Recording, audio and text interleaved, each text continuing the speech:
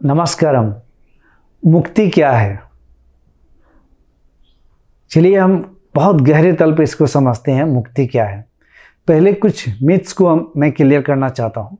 बहुत सारे लोग मुक्ति का अर्थ ऐसा समझते हैं जैसे कि किसी की मृत्यु हो गई तो भी कहते हैं लोग उसको मुक्ति मिल गई। उसकी मृत्यु हुई यानी कि उसको शरीर से छुटकारा मिल गया तो भी लोग क्या कहते हैं? उसको मुक्ति मिल गई।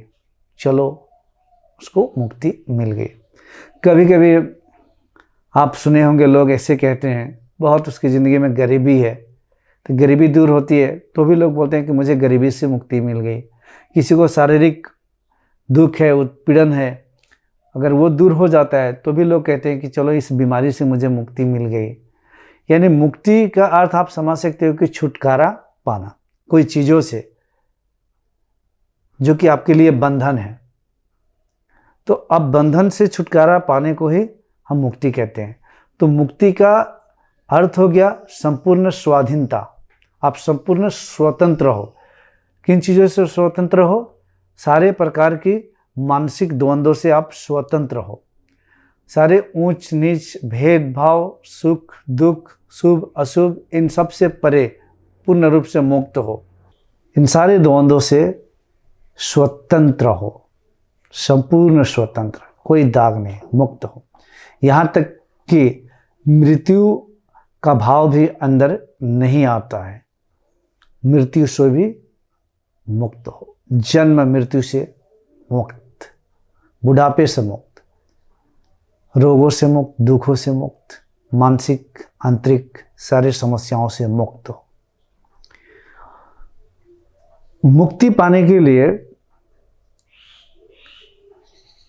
आपके अंदर असत प्रवृत्तियों पर विजय पाना होता है और असत प्रवृत्तियों पर विजय पाने के लिए आपको अपनी सत प्रवृत्तियों के द्वारा ही विजय पा सकते हैं। और अंत में इन दोनों प्रवृत्तियों को छोड़ देना पड़ता है। जैसे कि आपके पैर में एक कांटा चुभ जाए तो उस कांटा को निकालने के लिए दूसरे कांटा का जरूरत पड़ता है, और जब वो कांटा निकल जाता है तो दूसरे कांटा को भी फेंक दिया जाता है। ठीक इसी प्रकार असत प्रवृत्तियों पर विजय प्राप्त करने के लिए सत प्रवृत्तियों की जरूरत पड़ती है, और जब विजय प्राप्त कर लेते हैं तो सत प्रवृत्तियों को भी छोड़ देना पड़ता है। मुक्ति प्राप्ति का अर्थ ही है स्वतंत्रता। स्वतंत्रता, आप स्वतंत्र हो गए। आप ना आप कोई जन्म मरणों की चिंताएं सताएगी कि मेरे फिर कभी जन्म होगा। यहाँ तक कि यह ऐसी अवस्था है, यहाँ मेरा जन्म और मृत्यु कब हुआ था पता ही नहीं चलता है। समय रहित अवस्था होता है। तो मुक्ति यही है। आपको मैंने बहुत शॉर्टकट बताने के लिए कोशिश की, और अगर समझना चाहते हैं तो थोड़ा सा और बता दे रहा हूँ।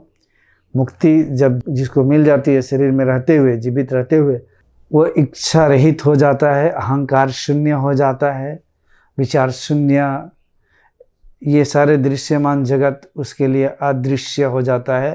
अंदर में उसके अंतःकरण साफ हो जाता है, उसका चित्त बिगड़ जाता है, विकृत हो जाता है, और महाशून्य का बात ही सर्वत्र सर्वव्यापक सर्वशक्तिमान हो जाता है, और वह अपने स्वरूप में स्थित हो जाता है। उसका स्वरूप, आपका जो स्वरूप है सत्य चित्त आनंद स्वरूप है, निराकार स्वरूप है। और आप, मैं और वह, ऐसे सारे भेदभाव खत्म हो जाते हैं। सिर्फ सेल्फ, एक सेल्फ वही रहता है, क्योंकि आप और मैं भी अलग नहीं है। आप और मैं का भेदभाव भी पूर्ण रूप से गल जाता है, पूर्ण रूप से समाप्त हो जाता है। तो मुक्ति के पीछे आज से हजारों हजारों सालों पहले लोगों ने बहुत चर्चाएं की, वर्णन की, ध्यान किया, चिंतन मनन, शास्त्र लिखे, और मुक्ति के पीछे लोग भागे आ रहे हैं। आज भी आप देख सकते हो पूरे पृथ्वी के हर कोने कोने में मुक्ति के पीछे लोग ध्यान साधना, हर धर्मों में कुछ ना कुछ करते हैं। हालांकि दो ऐसा धर्म आपको मिलेगा इस्लाम और क्रिश्चियन, जिसमें मेनली मुक्ति के लिए डायरेक्टली नहीं बताया जाता है, स्वर्ग और नरक का कंसेप्ट है। आप अच्छा कर्म करोगे तो स्वर्ग में जाओगे और बुरा कर्म करोगे तो नरक में जाओगे। बाकी ऐसे बहुत सारे आपको धर्म मिलेंगे जहाँ पे मुक्ति की बात की जाती है और उसके लिए बहुत सारे मार्ग है और लोग आज भी ये मुक्ति लाभ कर रहे हैं, जो कि गौतम बुद्ध ने किया, महावीर ने किया, कबीर ने किया, ऐसे बहुत सारे आए और उन्होंने मुक्ति पाया। और आज भी ऐसे बहुत सारे एग्जाम्पल्स पड़ी हुई है जहाँ पे लोग ध्यान साधना से अपनी मुक्ति प्राप्ति की है। जीवित रहते हुए, शरीर में रहते हुए मुक्ति को पा लिया, मृत्यु के पार चले गए, मन की मृत्यु हो गई, वो अमन को प्राप्त कर लिया। अब वो सारे सुख दुख, ऊंच नीच, भेदभाव से परे चले गए। यही है सदाशिव की स्थिति। धन्यवाद।